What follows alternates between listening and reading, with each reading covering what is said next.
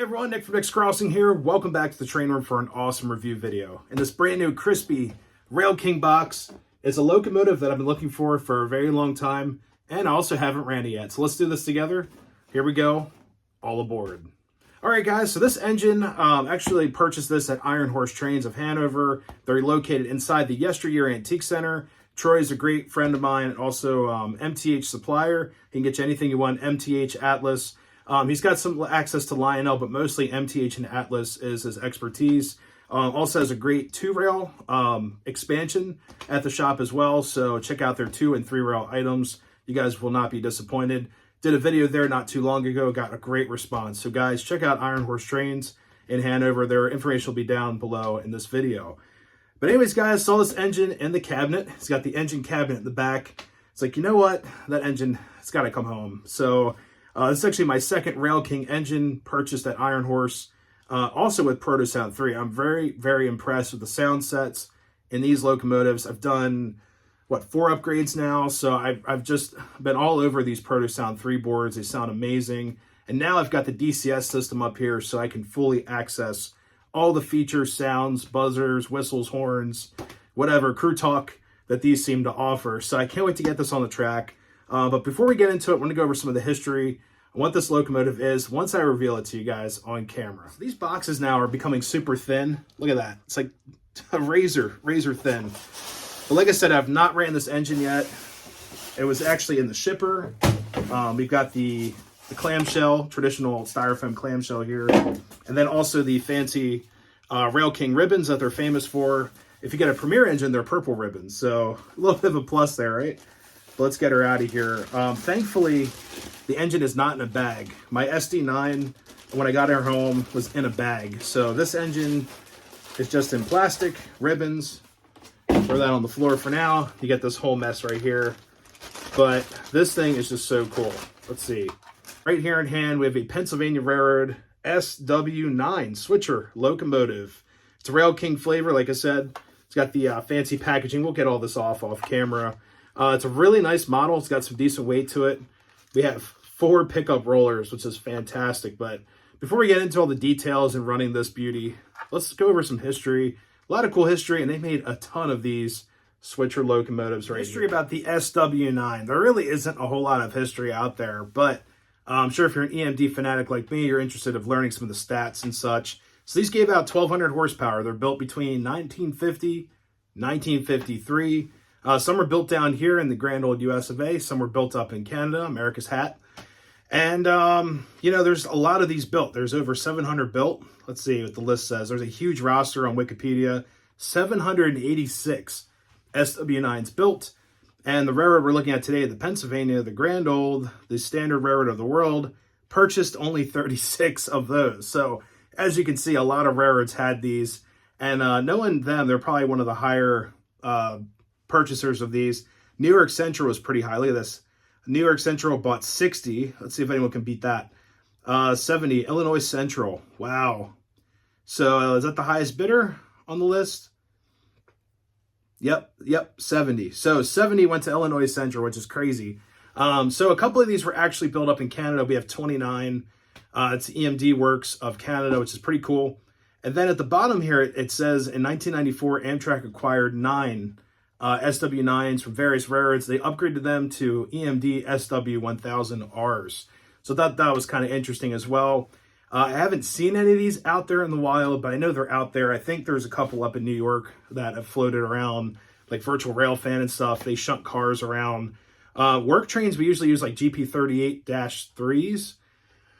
Oh God, there's a really nasty GP38 floating around. It's like a rebuild. It's totally a GE monster that they've chopped up and put EMD parts in, but that's also floating out there. Those are the ones I've seen. A couple other things on here. They're saying that these engines were pretty popular among railroads. And one thing about MTH's website, they do go over a brief history of these. So let's do this. So EMD's 800 horsepower SW8s, 1,200 horsepower SW9s, both debuted in 1950, making the next stage in the evolution of one railroad's longest-lived diesel families. The first SW class engine, 600 horsepower SW1, appeared in 1939. I've actually seen a couple of those. They're really cool. I think they're produced by EMC, Electromotive Company, not EMD quite yet. They were retired in 1986 with the SW in front, denoting the engine. So that's kind of sad. They're just saying the workhorse returns to MTH Rail King lineup and a new variety of road names. As Rail King diesel engines, each available with the exciting ProtoSound 3 system for unprecedented value and fun. Woohoo! So we're gonna have some fun, and it's gonna be unprecedented. So let's do this, guys. So turn the camera around. Let's get a cool look at this engine. The shell is real nice, nice and crispy. And guys, I have not fired this engine up yet. Been keeping it just for you guys, and I can't wait to hear it. I have heard one of these before at the Railroad Club. So one of my buddies had a CSX or Chassis Systems Safety SW9, and the sounds were just phenomenal. I had like the crunch and all that. The EMD whirl was just perfect. So let's turn you guys around. Let's get a good sight and sound of this engine. All right, guys, the SW9 sitting on the tracks, looking absolutely amazing. Love the crisp look of this ABS body. It's also painted really nicely with the decals, and this lighting is just making everything pop. So thank you, MTH, for making such a beautiful model. This thing looks spectacular. I can't wait to fire it up. But anyways, guys, this is a Rail King piece. Now, back in the day, if you heard Rail King, automatically you're thinking semi-scale. But now MTH is going into a more basic, watered-down version of a Premier, putting it in the Rail King line. So I have an SD9 that's also a Rail King piece with ProtoSound 3. Excellent runner, full scale, looks amazing at the train club, running like large coal drags and lash ups and all kinds of stuff. So just keep that in mind. But the best way to tell if it's Rail King versus Premier, look at the serial number. If it's a 30 dash, then the actual number, that is a Rail King piece. If it's a 20 dash, then the following of the serial number, that is a Premier piece. Now, traditionally, Premier is a more upscale, full-scale model, but like I said, times are changing. MTH is doing different things. This has a full sound set of a Premier. So ProtoSound 3 is ProtoSound 3, and that is one thing I really like about MTH. Even with the ProtoSound 2 and Premier with the PS1 stuff, it all has the same sounds. So no matter what you get, it's a lower line piece. You're getting a ProtoSound 3 or ProtoSound 2 locomotive that the full scale, most decorated piece has. So it kind of levels the playing field. Like today I saw a ready to run kit with ProtoSound 3 that's being sold in Iron Horse Trains. Also has a DCS Explorer inside the box. I just thought that was amazing. I'm like, wow, ProtoSound 3 in a starter kit? That is just so cool. All right, guys, so the features of this locomotive, it's a huge grocery list on this one. So it's a durable ABS body, so it's a plastic body. The trucks and frame, wheels, gears, what else? What do you got on here? The pilots, everything are cast metal, which I thought was really cool. It has a rear and front headlight, marker lights for the number boards on the front and rear, which are kind of part of the headlights. It also has a horn up top that's also metal. The bell is metal, separately applied handrails. So all these are all metal, which I thought was cool. There's actually a handrail that goes from the back. See the stanchions here? That's actually a separately applied metal handrail as well. So I thought that was really cool. This is equipped with DCC or DCS capabilities. So there's a switch underneath you flip to go into DCC. We're going to run this in DCS mode because we are 3-rail O scale. But for DCC, you might be running a 2-rail scale layout. So that's what that's for. Now, one major thing with this engine compared to Lionel's switcher units that just came out, this locomotive has 2 motors. So there's one up here underneath the hood of the cab, then up here somewhere, right on top of this truck. Now, with that, you get tons of power, but these engines do not have a smoke unit. But honestly, with the sounds and the extra motor, I could care less about the smoke unit for this. Lionel locomotives do have the smoke unit, but I've seen it several times. Those engines overheat. Lionel used a single motor in the middle or towards the rear with a drive gear system for both trucks. They overheat. I have seen it happen multiple times. I know some of you guys are diehard Lionel guys, but that design was total junk. And that's why I haven't bought one. Lionel made a Conrail that I was looking at, a Penn Central, the Strasbourg 8618.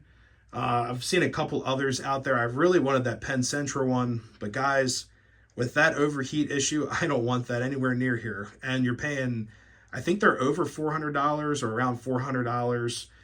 These are a little bit cheaper. This one on Train World's going for $339. I bought mine for a little bit less than that. So, you know, just look at your options out there. If you want to pull cars and just let the engine run, you know, this is the engine for you. All right, guys, there's only one thing left to do. So let's fire up, get my MTH remote set up. Yes, I have DCS now, which I'm super excited about. We've got a WIU up here. And also, I recently connected my whole DCS system with my TMCC base so I can run everything through my TIU. So that'll be a different video for sure in the near future. All right, let's go to System, Engine Setup, Add Engine, Add MTH. All right, let's see if I can find it. Let's do this. Looking for engine. Here we go. It found it. All right. All right, guys, let's start her up.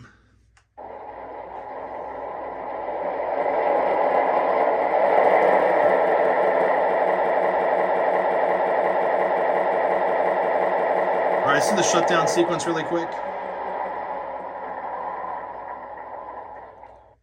All right, let's start her up again. Let's turn that volume way up there. All right, let's hit the horn. Nice.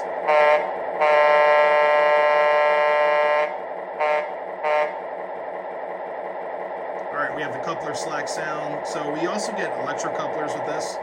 Turn the volume down here.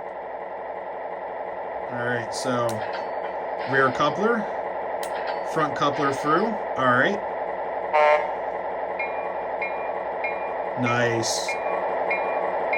So we also have a bunch of different sounds in here. Engine sound 1. Check that oil level. Oil level's okay. Thanks, bud. All right, I also got reverse or signal cross. That's the reverse, and then here's your signal.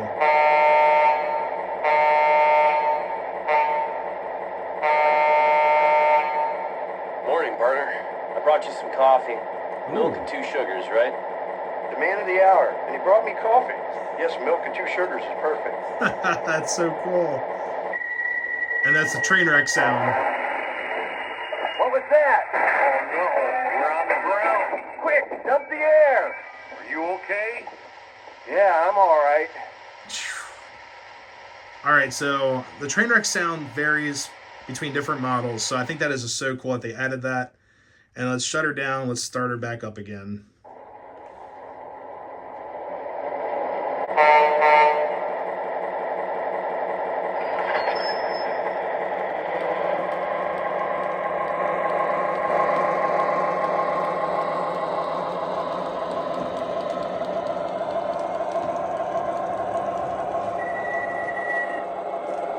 All right, let's bring her back.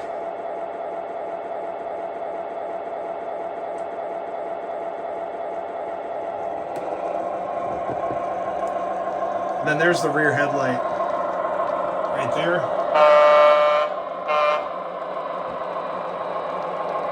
Yep, sounds like an SW9 to me.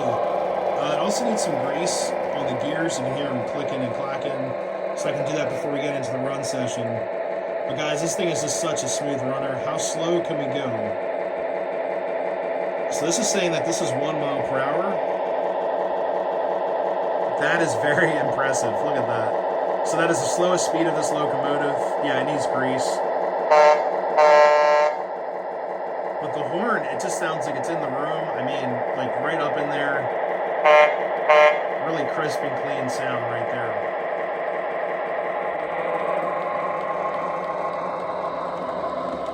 All right, so these gears on this locomotive are bone dry. I mean, look at this. I'll show you guys in just a second here. Look at that. They're just totally dry. Nothing home, nothing in there. So we're going to use some hobby grease or hobby lube. And right here, the white grease from Molly Grease. This is actually produced by Woodland Scenics. Great stuff. Use it in all my locomotives and accessories that require grease. But just a little bit on the wheels. It's a white grease. So you can see where it's at on the black gears. Put some in there. Let it get sticky. And this thing should work a lot smoother, but this thing has not been greased or lubricated. But like I said, guys, the hobby grease or Molly grease is the best way to go. Had zero issues with it, and stuff runs great. All right, guys, with this thing greased up, it's running so much smoother. Look at that.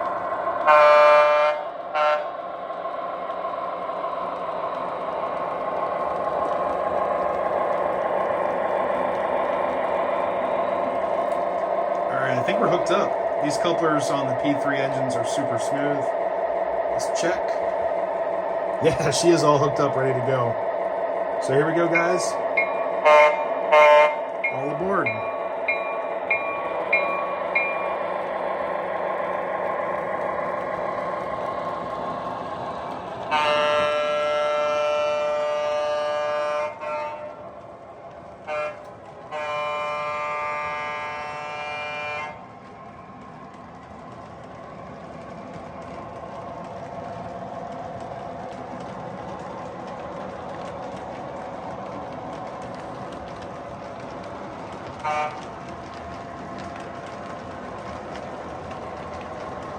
And guys, there's also my favorite feature, the Doppler.